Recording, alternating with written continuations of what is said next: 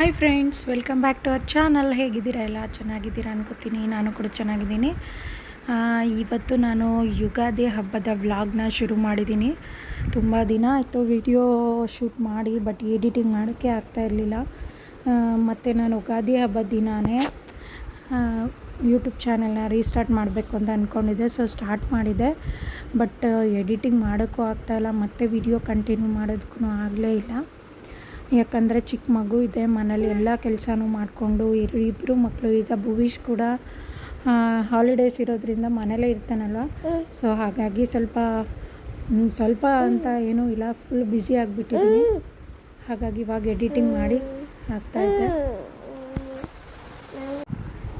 First ದೇವ್ರ ಸಾಮಾನು ತೊಳ್ಕೊತಾ ಇರೋದು ನಾನು ಹಿಂದಿನ ದಿನವೇ ಮಾಡ್ಕೊತಾ ಇದ್ದೀನಿ. ಯಾಕಂದರೆ ಪಾಪು ಇರೋದ್ರಿಂದ ಬೆಳಗ್ಗೆ ಬೇಗ ಕೆಲಸ ಆಗುತ್ತೆ ಅಂತ ಹೇಳೋಕ್ಕಾಗಲ್ಲ. ನೋಡಿ, ಇವಾಗ ಕೂಡ ರೆಕಾರ್ಡಿಂಗ್ ಟೈಮಲ್ಲೂ ಕಿರಿಕಿರಿ ನಡೀತಾನೆ ಐತೆ. ವಾಯ್ಸ್ ಕೊಡ್ತಾಯಿದ್ದಾನೆ, ಅವ್ನು ಕೂಡ ವಾಯ್ಸ್ ಓವರ್ ಕೊಡ್ತಾಯಿದ್ದಾನೆ. ಇವಾಗ ನಾನು ಫಸ್ಟು ದೇವ್ರ ಸಾಮಾನು ಎಲ್ಲ ತೊಳ್ಕೊಂಡು ದೇವ್ರ ಮನೆಯೆಲ್ಲ ಕ್ಲೀನ್ ಮಾಡಿಕೊಂಡು ಫಸ್ಟ್ ಅದನ್ನೇ ಮಾಡ್ಕೊಳ್ಳೋಣ ಅಂತ ಬೆಳಗ್ಗೆ ಅದನ್ನೆಲ್ಲ ಶುರು ಮಾಡಿದ್ದೀನಿ. ದೇವ್ರ ಸಾಮಾನೆಲ್ಲ ರಾತ್ರಿ ತೊಳ್ಕೊಂಡಿದ್ದೀನಿ. ದೇವ್ರ ಮನೆಯೆಲ್ಲ ಕ್ಲೀನ್ ಮಾಡ್ಕೊಂಡಿದ್ದು ಬೆಳಗ್ಗೆ ಕ್ಲೀನ್ ಮಾಡಿಕೊಂಡೆ. ಹಾಗೆ ಇವಾಗ ತುಂಬ ಬೇಸಿಗೆ ಆಗಿರೋದ್ರಿಂದ ಫ್ರಿಜ್ ನೀರು ಹೆಲ್ತ್ಗೆ ಒಳ್ಳೆಯದಲ್ಲ. ಸೊ ಹಾಗಾಗಿನೇ ನಾವು ಒಂದು ಪಾಟ್ ತೊಗೊಂಡು ಬಂದಿದ್ದೀವಿ. ಫ್ರಿಜ್ ನೀರಿಗಿಂತನೂ ತಣ್ಣಗಿರುತ್ತೆ ಅಂತಲೇ ಹೇಳ್ಬೋದು. ನೋಡಿ, ಇವಾಗ ಪಾತ್ರೆ ದೇವ್ರ ಸಾಮಾನನ್ನ ನಾನು ಸ್ವಲ್ಪ ನೀರಲ್ಲಿ ಚೆನ್ನಾಗಿ ಸ್ವಲ್ಪ ಸೋಡಾ ಮತ್ತು ಲಿಕ್ವಿಡ್ ಹಾಕ್ಬಿಟ್ಟು ಅದನ್ನು ಕುದಿಸ್ಕೊಂಡು ತಕ್ಕೊಂಡಿದ್ದೀನಿ. ಆಗ ನೀಟಾಗಿ ಬೇಗ ಕೊಳೆ ಎಲ್ಲ ಬಿಟ್ಕೊಬಿಡುತ್ತೆ. ಸೊ ಹಾಗಾಗಿ ನಾನು ಅದೇ ಪ್ರೊಸೀಜರ್ನೇ ಯಾವಾಗಲೂ ಫಾಲೋ ಮಾಡ್ತೀನಿ. ಅದಾದಮೇಲೆ ಸ್ವಲ್ಪ ಒಂದು ಪ್ಲೇಟ್ಗೆ ಲಿಕ್ವಿಡ್ ಮತ್ತು ರಂಗೋಲಿ ಪೌಡರ್ ಬರುತ್ತಲ್ಲ ಅದನ್ನು ಹಾಕ್ಕೊಂಡು, ರಂಗೋಲಿ ಪೌಡರ್ ಏನಕ್ಕೆ ಸೈಡಿಗಿರೋವಂಥ ಒಂದು ಬ್ಲ್ಯಾಕ್ ಕಲರ್ ಕೊಳೆ ಎಲ್ಲ ಇರುತ್ತಲ್ಲ ಅದನ್ನು ನೀಟಾಗಿ ಸ್ಕ್ರಬ್ ಥರ ಮಾಡುತ್ತೆ ಅಂತ ಹೇಳಿ ನಾನು ಅದನ್ನು ತೊಗೊಂಡಿದ್ದೀನಿ. ಹಾಗೆ ಲಿಕ್ವಿಡ್ ಕೂಡ ಶೈನಿಂಗ್ ಕೊಡುತ್ತೆ ಬೆಳ್ಳಿ ಸಾಮಾನು ತೊಳೆಯೋಕ್ಕೆ. ಇದನ್ನೆಲ್ಲ ಯೂಸ್ ಮಾಡಿಕೊಂಡು ಕ್ಲೀನ್ ಮಾಡ್ಕೊತಾ ಇದ್ದೀನಿ.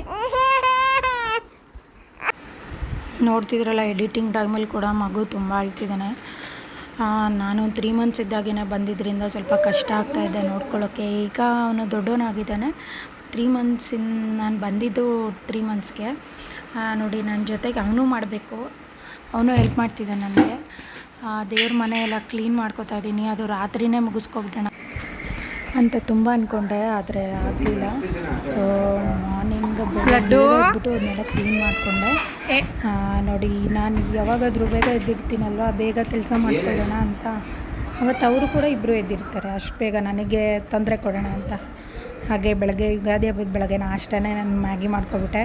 ಯಾಕಂದರೆ ಬೆಳಗ್ಗೆ ಹೆವಿ ತಿಂದರೆ ಮತ್ತು ಮಧ್ಯಾಹ್ನ ಅಷ್ಟು ಹೆವಿ ಊಟ ಆಗಲ್ಲ ಅಂಥೇಳಿ ನಾನು ಸ್ಮೂತಿ ಡೈಲಿ ತೊಗೋತೀನಿ. ಸೊ ಹಾಗಾಗಿ ಸ್ಮೂತಿ ಮಾಡ್ಕೊಂಡಿದ್ದೆ. ಮತ್ತು ಇವಾಗ ಅವರಿಬ್ಬರಿಗೆ ಮಾತ್ರನೇ, ನನ್ನ ಮಗನಿಗೆ ಹಾಗೆ ವಿನಯ್ಗೆ ಮಾತ್ರ ಮ್ಯಾಗಿ ಮಾಡೋದು. ನನಗೆ ರೆಗ್ಯುಲರಿಗೆ ಸ್ಮೂತಿ ತೊಗೋತಾ ಇದ್ದೀನಿ. ವೆಯ್ಟ್ ಲಾಸ್ ಮಾಡೋಣ ಅಂತ ಹೇಳಿ ವೆಯ್ಟ್ ಲಾಸ್ ಮಾಡ್ತಾಯಿದ್ದೀನಿ. ಸೊ ಹಾಗಾಗಿ ಮಾರ್ನಿಂಗ್ ನಾನು ಸ್ಮೂತಿ ತೊಗೊಳ್ಳೋದು.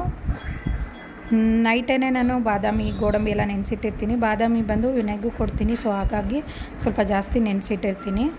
ನೋಡಿ, ಬೆಳಗ್ಗೆ ಇವಾಗ ಫಸ್ಟು ಬೇಳೆನ ಬೇಯಿಸಿ ಎತ್ತಿಟ್ಕೊಂಬಿಟ್ರೆ ಬೇರೆ ಕೆಲಸಗಳ ಜೊತೆ ಬೇಳೆ ಬೆಂದೋಗ್ಬಿಡುತ್ತೆ ಅಂತ ಫಸ್ಟು ಬೇಳೆ ಬೇಯಿಸೋಕ್ಕಿಟ್ಟಿದ್ದೀನಿ.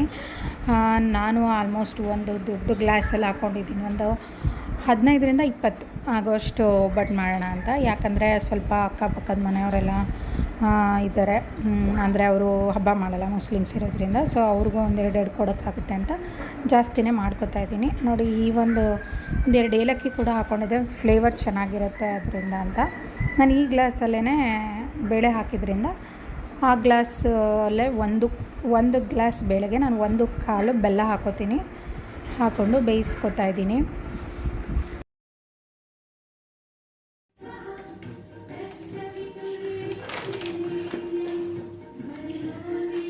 ಇವಾಗ ಪೂಜೆ ಮಾಡಿಕೊಂಡು ಅಡುಗೆ ಮಾಡಬೇಕು.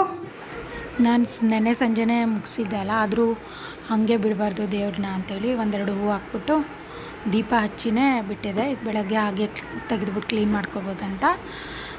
ನೋಡಿ, ಆಲ್ರೆಡಿ ಎಲ್ಲ ಆಗಿದೆ. ಪೂಜೆ ಒಂದು ಮಾಡಬೇಕಷ್ಟೆ.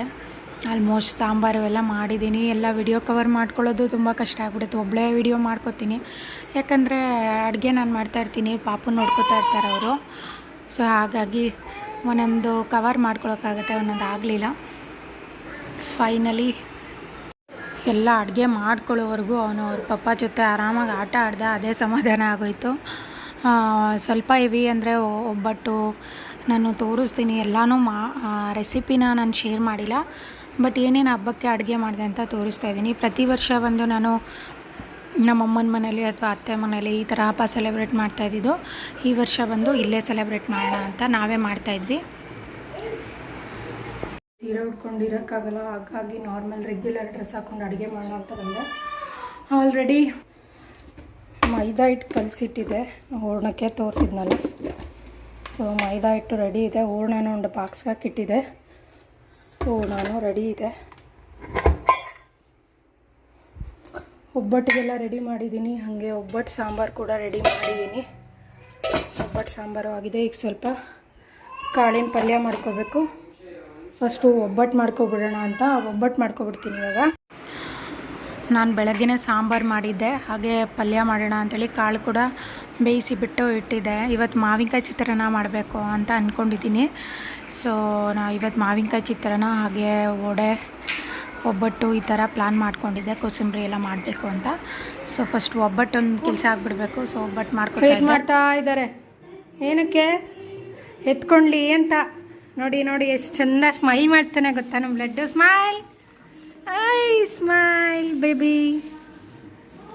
ಇಲ್ಲಿ ನೋಡಿ ನನ್ನ ಬಂಗಾರ ಭುವೀಶ್ ನೋಡಿ ಆಗಲೇ ಎಷ್ಟು ದೊಡ್ಡವನಾಗಿದ್ದಾನೆ. 1.5 ವರ್ಷ ಆಯಿತು ನಾನು ಬ್ಲಾಗ್ ಮಾಡೋದು ಬಿಟ್ಟು.